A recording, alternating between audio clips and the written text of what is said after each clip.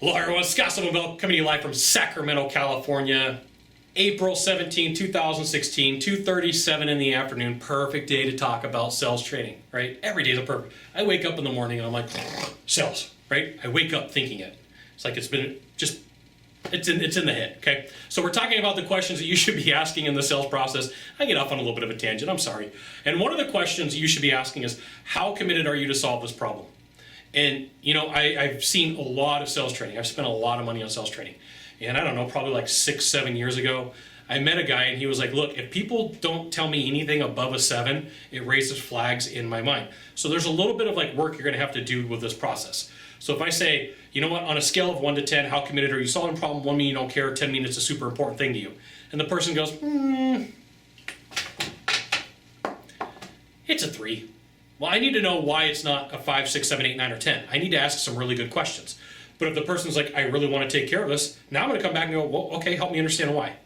I'm going to ask really difficult questions. So you can ask in various different ways, how committed are you to taking care of this problem? And once again, all this information that they're going to give you here at the beginning, you can carry over towards the end and talk about in the closing process, and it's really going to help you out. But if you don't do it, it's going to cause some problems for you. And there's a million different ways to ask this question. You could do it on a scale of 1 to 10. You could flat out just how committed are you to solving this problem. But I want to let you know that there's a challenge here that buyers typically don't want to talk about their problems because your job is to solve them, and solving them costs money.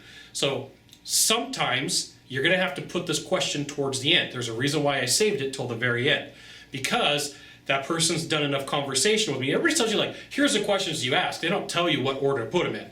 I'm going to put it at the very end for a very good reason. I want that person to be like, man, I've already given you so much difficult information, and I feel like I can trust you, and I feel like I can respect you. And I've had people say this to me.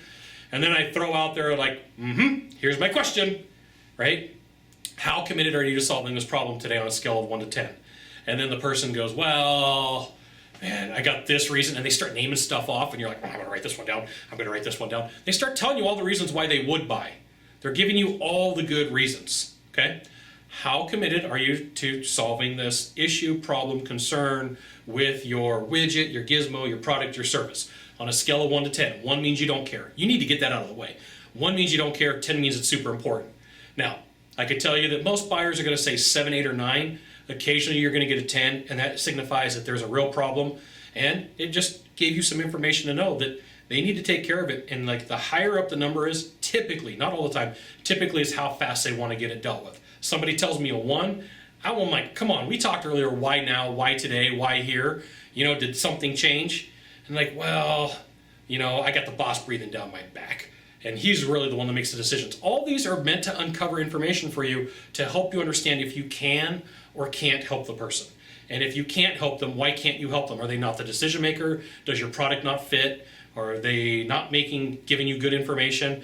Figure out what's going on.